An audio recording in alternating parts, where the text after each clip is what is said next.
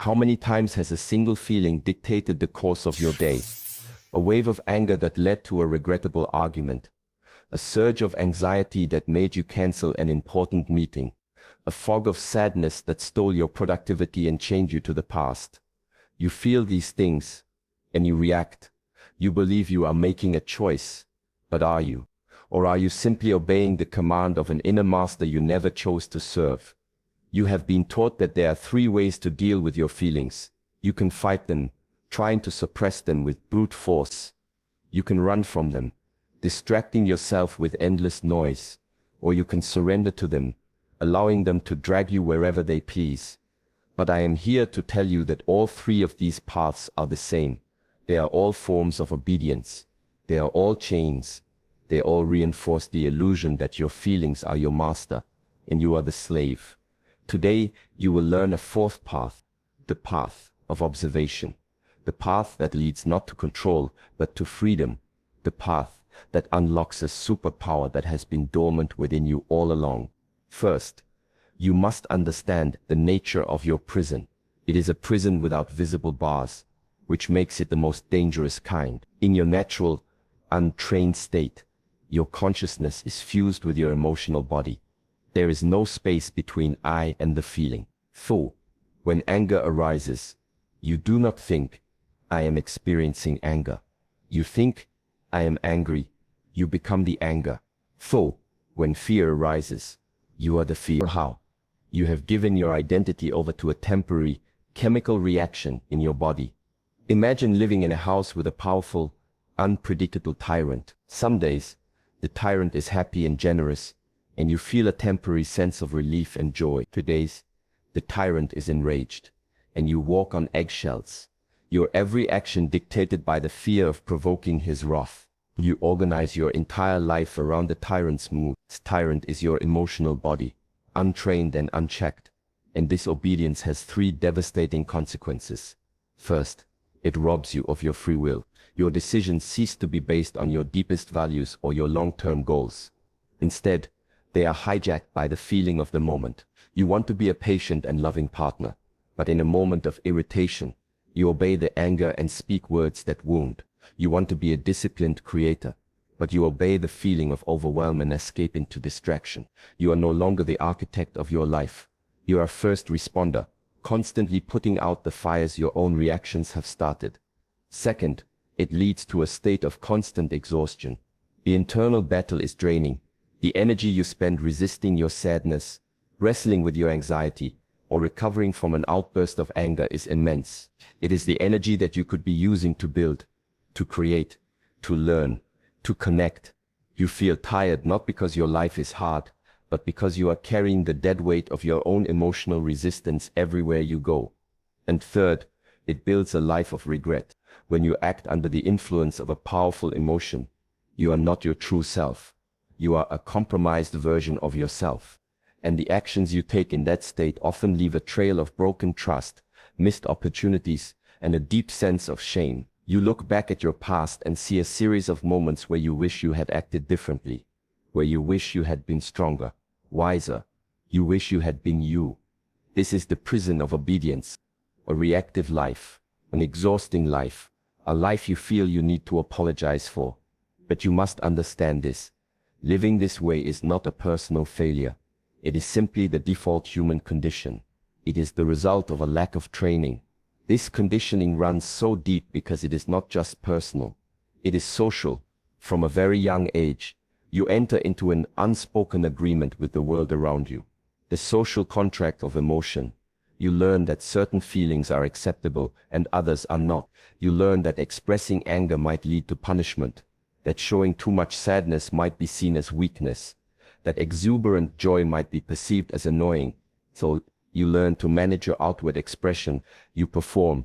You put on the mask of being fine when you are not. You smile when you feel like screaming. You act confident when you are riddled with doubt. This is not your fault. It is a survival mechanism. You trade your authentic emotional life for social acceptance and safety. The tragedy is that after years of wearing the mask, you forget it is a mask. That performance becomes your reality. You become so disconnected from what you truly feel that your own inner world becomes a foreign territory. You start to fear your own authentic feelings because they threaten the social contract you have worked so hard to maintain. The prison of obedience, then, is not just about being controlled by your feelings. It is about being controlled by your fear of your feelings. It is the fear of what might happen if you were to truly allow yourself to feel, without filter and without apology. This disconnection is the deepest and most painful bar in your invisible prison. It separates you from the most fundamental truth of your own existence. The door to this prison has been unlocked the entire time. The key is not to learn how to defeat the tyrant. The key is to realize you were never his subject to begin with. You now understand the prison. You see the tyrant. So, what is the key that unlocks the door? The key is not a weapon. It is not a force you must use to fight. The key is a shift in perspective. A shift so simple, it is radical. And a shift so profound, it changes everything. It is the shift from obedience to observation. It is the liberation of the observer within you. For your entire life, you have identified with the contents of your experience, your thoughts, your feelings, your bodily sensations. You believe that they are you. But this is the great illusion. Your thoughts, your feelings, they are like the weather, dynamic, ever-changing, sometimes beautiful, sometimes violent. One moment there is sunshine, the next, a thunderstorm. But you are not the weather, you are the sky.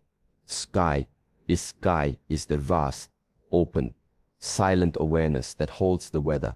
Storm may rage, the lightning may flash, but the sky itself is not the storm. Sky is not burned by the lightning or broken by the wind. It is the space in which the storm happens. It remains untouched, unharmed, and eternally present. To realize that you are the sky, not the storm, is the beginning of all freedom. It is the first taste of your superpower. This is not just a spiritual metaphor. Modern neuroscience is now providing a stunningly clear map of what is happening in your brain when you make this shift. Neuroscientists like Dr. Justin Brewer, psychiatrist and the director of research and innovation at Brown University's Mindfulness Center, have done extensive research on two distinct networks, or ways of operating, in the brain. First, there is the network that is active most of the time. It's called the default mode network, or DMN. You can think of this as your storytelling brain. The DMN is obsessed with the past and the future. It's the narrator in your head. It's the part of you that takes a raw feeling, like the heat of anger, and immediately builds a story around it. I am angry because that person disrespected me, and this always happens, and it's unfair. And now I have to react. The DMN is the part of you that becomes the storm. It's the source of rumination, worry, and self-centered anxiety. But there is another network, which we can call the direct experience network. This network is profoundly simple. It doesn't tell stories. It doesn't judge. It just feels. It is the part of your brain that is aware of the raw data of the present moment.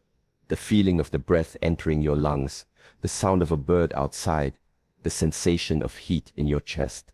This network is the sky, the act of non-judgmental observation.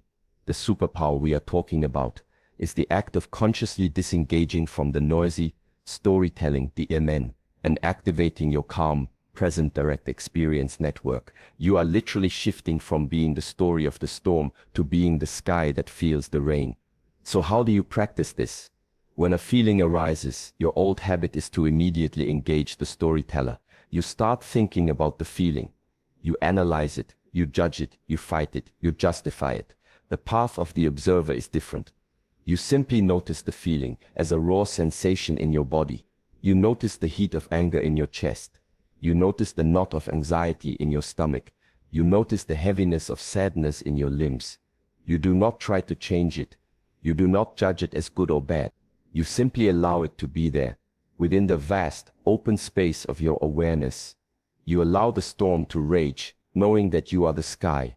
When you do this, something magical happens. The feeling, deprived of the fuel of your stories and your resistance, begins to lose its power. Storm cannot last forever. It expends its energy and passes. By observing it without judgment, You allow it to complete its natural life cycle. This ability to distinguish between the storyteller and the direct experience is a learnable skill. The physical mechanism behind it is called interoception. This is your ability to sense the internal signals of your body, your heartbeat, your breathing, and yes, the subtle physical precursors of an emotion. Scientists have found that individuals who practice mindfulness and meditation develop a more refined sense of interoception. Brain scans show they have a more developed and active insular cortex, a region of the brain critical for this internal sensing. They are quite literally better equipped to feel the rain without getting lost in the story of the storm. When you practice bringing your attention to the heat in your chest or the knot in your stomach, you are not just distracting yourself. You are actively training your brain's interoceptive pathways. You are strengthening your direct experience network. You are building neuron by neuron the muscle of the observer. At first, it feels like a conscious, difficult effort. With practice, it becomes your new default. You stop living in the noisy narrative of your mind and start living in the quiet truth of your body. This is not magic, it is trained neurology. The statement "I am angry" is a prison. The statement "I am aware of the energy of anger moving through me" is freedom. That shift in your internal posture from participant to observer is the activation of your superpower. It is the moment you remember that you are, and always have been, the sky. Untouched, unbreakable, and free. You have stepped out of the prison of obedience. You have remembered that you are the sky, not the storm. Now comes the final, most important question. What do you do with this knowledge? How does this superpower of observation actually change your life, moment by moment? This is where the path of the observer becomes the path of the creator. By choosing your response to your feelings, you choose your reality. Let us look at this power in action. Consider anger, the old way. The path of obedience is simple. The trigger happens. Anger floods your system, and you react. You use sharp words, you assign blame, you burn bridges. The result is almost always regret and disconnection. The path of the observer is different. The trigger happens. You feel the heat of anger rising in your chest. But now you observe it. You are the sky watching the thunderstorm. In the space you create, you realize the anger is simply raw energy. A signal. It is telling you that a boundary has been crossed, or a deep value has been violated. Now you have a choice. Instead of using that energy to attack, you can use it to build. The superpower is to channel the fire of anger into calm, focused, disciplined action. You can use it to assert your boundary clearly and without aggression. You can use it to fuel the hard work required, fix the injustice that made you angry. The anger becomes your servant, not your master. It forges your resolve. Consider the path of obedience is to let fear dictate your life. Fear of failure makes you procrastinate. Fear of rejection makes you stay silent. Fear of the unknown keeps you in your comfort zone, which is a cage painted in comforting colors. You obey the fear, and your world shrinks a little every day. The path of the observer allows you to face the fear without becoming it. You feel the knot in your stomach. You observe the racing thoughts. You are the sky, watching the fog of anxiety roll in. In that space of observation, you can ask the fear, "What are you trying to warn me about?" Fear is not your enemy. It is your primal intelligence service. It is pointing out exactly where you feel unprepared. The superpower is to use fear not as a stop sign but as a map. It shows you precisely where you need to practice more, to research more, to prepare more. You turn the chaotic energy of anxiety into the focused energy of conscious preparation. The fear makes you stronger, not weaker. Consider sadness. The path of obedience is to be drowned by sadness. You identify with the feeling of loss, and it becomes your identity. You replay memories of pain. You isolate yourself. You obey the heaviness, and it pulls you under. The path of the observer allows you to hold the sadness with compassion. You feel the weight in your heart, but you know that you are the vast sky holding the heavy cloud. You do not try to force the cloud to disappear. You give it. In that space you realize that sadness is a testament to what you love. It points directly to what is most meaningful to you. The superpower is to use this deep, quiet energy to connect with compassion and meaning. You can use it to create something beautiful: art, writing, music.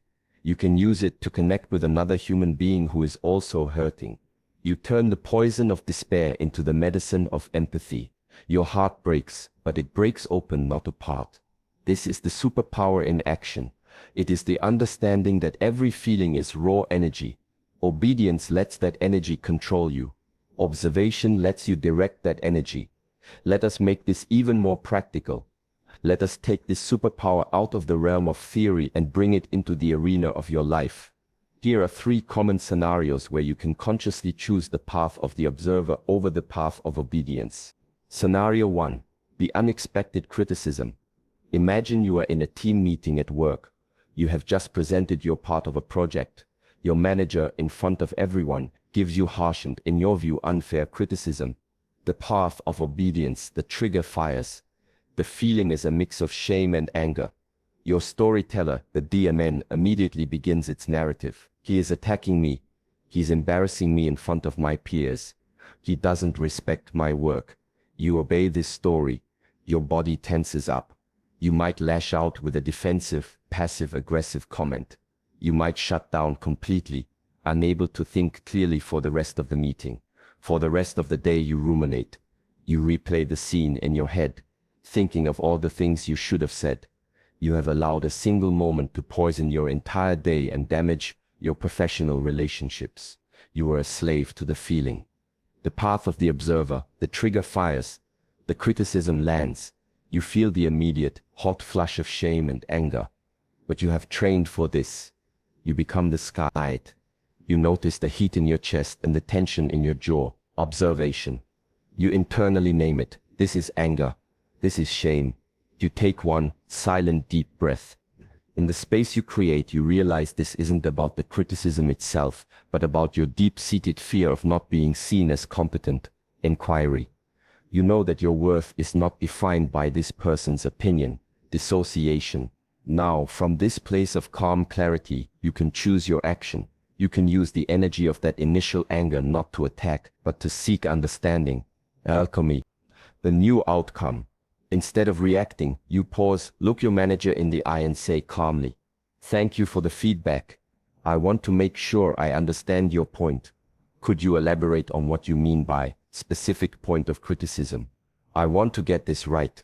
You have transformed a moment of potential humiliation into a moment of professional strength and composure. You have used the energy to build a bridge, not burn one. You leave the meeting feeling powerful, not powerless. Scenario 2. The relationship trigger. You are at home with your partner. You do something minor, perhaps leaving a dish in the sink. Your partner says, with a sigh, "You always do this." The path of obedience. The trigger. The word always fires. It feels like an attack on your character.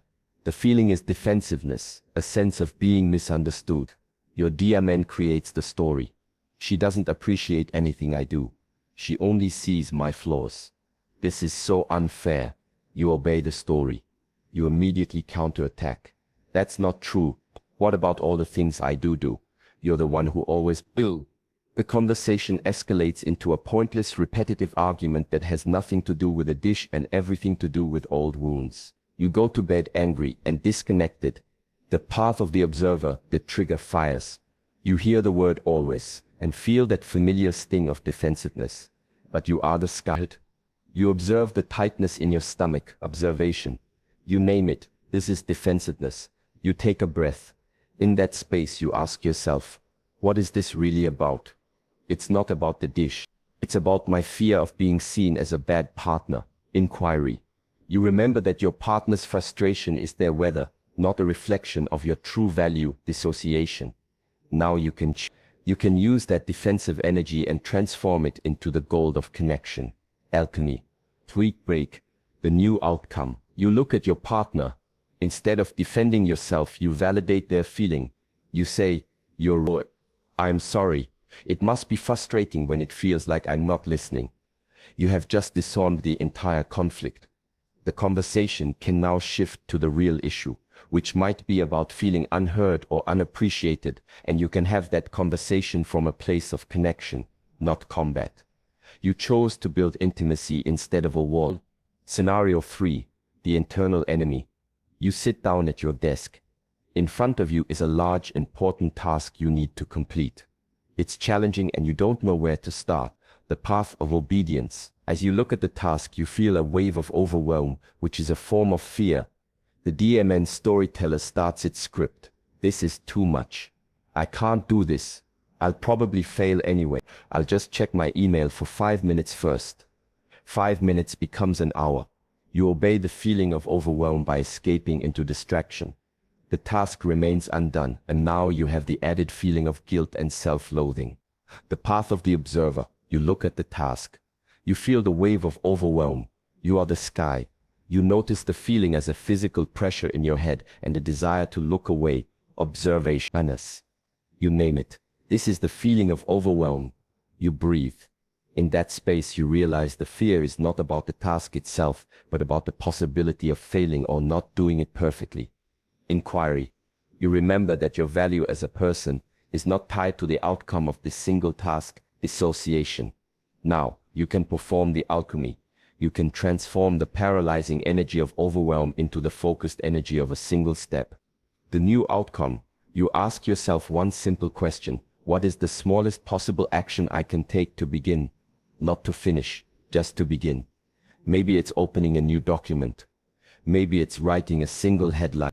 Maybe it's finding one piece of research. You take that one tiny action, and in doing so you break the spell of paralysis. You have proven to yourself that you are more powerful than the feeling of overwhelm. You have started. In every arena of your life, the choice is the same. Will you obey the weather, or will you be the sky? Your circumstances no longer write your story. Your conscious response does. You stop being a leaf blown about by the winds of life, and you become the wind itself. You are no longer just a character in your life story. You are the author. So stop trying to win the war against your feelings. There is no war to be won. Stop trying to control the weather. You cannot. Learn to be the sky. That is where all your power has been waiting. Thick conversation is ending. Your mind by default will feel an impulse to move on, to seek the next piece of information, the next distraction. This is your first practice. Observe that impulse. Do not obey it blindly. In the space you create with your observation, come down to the comments and perform your first act as the observer.